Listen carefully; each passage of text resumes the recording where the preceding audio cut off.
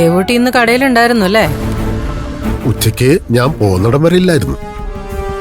എന്താ നീ അങ്ങനെ ചോദിച്ചത്? അല്ല, ആശുപത്രിയിൽ നിന്ന് അവൾ തിരിച്ചെത്തിയെന്ന് ഞാൻ അറിഞ്ഞു. നിങ്ങൾ അവളോട് കാര്യങ്ങൾ ഗൗരവത്തിൽ സംസാരിക്കണം. ഏത് കാര്യത്തെക്കുറിച്ചാണ് നീ ഉദ്ദേശിക്കുന്നത്?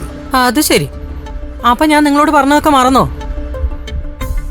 ആ ഗഗന്റെ കാര്യം അവളോട് സൂചിപ്പിച്ചില്ലേ? എന്താ ഒന്നും പറയാത്തെ? അവളൊന്നും മനസ്സ് വെച്ചാ നമ്മുടെ എല്ലാ പ്രശ്നങ്ങളും തീരാവുന്നതേ ഉള്ളൂ. ഇന്ദുമതി, ആ കാര്യത്തെക്കുറിച്ച് ഇനി വലിയ ചർച്ചയൊന്നും വേണ്ടെന്ന് ഞാൻ നിന്നോട് പറഞ്ഞല്ലേ? അങ്ങനെ പറഞ്ഞിട്ട് കാര്യമില്ലല്ലോ. ചർച്ച ചെയ്യേണ്ട കാര്യം ചർച്ച ചെയ്യന്നെ വേണ്ടേ? ആ ഗഗന്റെ ഡിമാൻഡ് നമ്മൾ അംഗീകരിക്കുകയാണെങ്കിൽ അയാളെ കൊണ്ടുള്ള ശല്യങ്ങൾ ഒഴിഞ്ഞു കിട്ടുമല്ലോ. അതൊന്നും നടപ്പുള്ള കാര്യമല്ല ഇന്ദു. ദേവൂട്ടിയോട് ഗഗന്റെ കാര്യം ഞാൻ പറയില്ല. ആരെ കല്യാണം കഴിക്കണം, ആർക്കൊപ്പം ജീവിക്കണം എന്നുള്ളതൊക്കെ അവളുടെ തീരുമാനത്തിനെ ഞാൻ വിടൂ.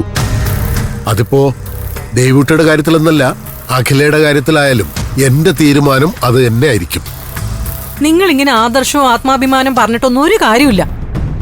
എത്രയും പെട്ടെന്ന് എന്തെങ്കിലും ഒന്ന് ചെയ്തില്ലെങ്കിലേ ഈ വീടും പൂക്കടയൊക്കെ നമ്മുടെ കയ്യിൽ നിന്ന് പോവും. പിന്നെ ദേവൂട്ടിയുടെയും അഖിലയുടെയും കാര്യം നിങ്ങൾ ഒരേ ചരട് കെട്ടാൻ നോക്കല്ലേ? ദേവൂട്ടി നിങ്ങളുടെ വളർത്തു മകളാ. അതുപോലെയല്ല അഖിലയും വിനോദും. അവര് നിങ്ങളുടെ സ്വന്തം രക്തത്തിൽ പിറന്ന മക്കളാ.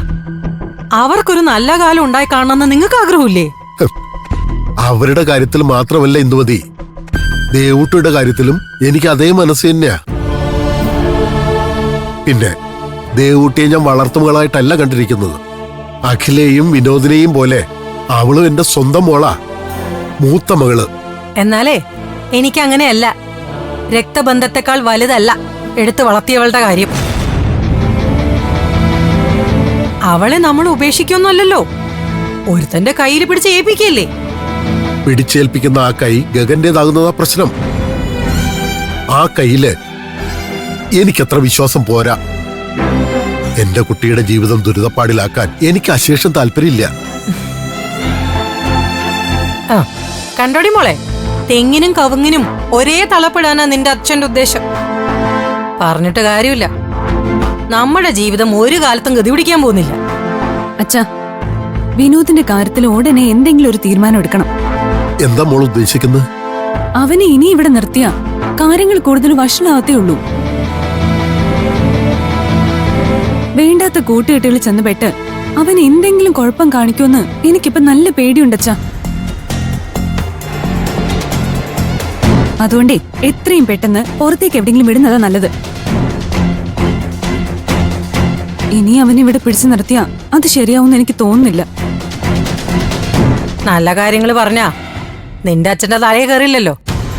ആൺതരിയായിട്ട് ഒരുത്തനുള്ളത് വഴിപിഴച്ചു പോവല്ലേന്നാ എന്റെ പ്രാർത്ഥന. പക്ഷേ സ്വന്തം അച്ഛൻ ആ വിചാരം വല്ലതുണ്ടോന്ന് നോക്കിക്കേ.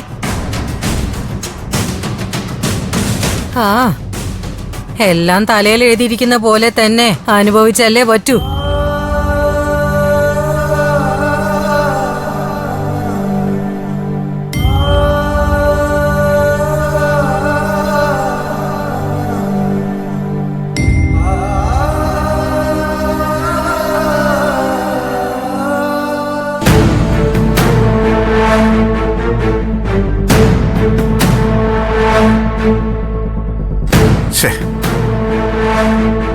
Code connect ആവുന്നില്ലല്ലോ.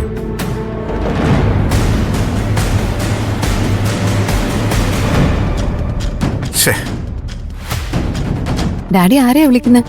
ആ വിക്രമൻ ഘോരയെ കോണ്ടാക്ട് ചെയ്യാൻ തന്ന നമ്പറാ. എത്ര തവണയായിട്ട് വിളിക്കുന്നു, കോള് പോകുന്നതേയില്ല.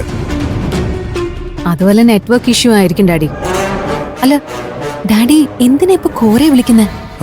എന്തിനാണെന്നോ, ഇവര് നാളെ ഇവിടുന്ന് തിരിക്കല്ലേ. ആ വിവരം ഘോരയെ മുൻകൂട്ടി അറിയിച്ചാലേ അതിനനുസരിച്ച് അവിടെ കാര്യങ്ങൾ പ്ലാൻ ചെയ്യാൻ പറ്റുള്ളൂ. എന്തായാലും കുറച്ചുകൂടി കഴിയട്ടെ, ഒന്നുകൂടി ഒന്ന് ട്രൈ ചെയ്ത് നോക്കാം.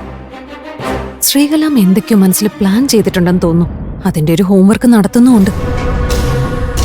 ആ ദേവൂട്ടിയെ എങ്ങനെയെങ്കിലും സന്ദീപിൽ നിന്ന് തല്ലിപ്പിരിക്കാൻ തന്നെയാ അവളെ ഈ യാത്ര കൊണ്ട് ഉദ്ദേശിക്കുന്നത്.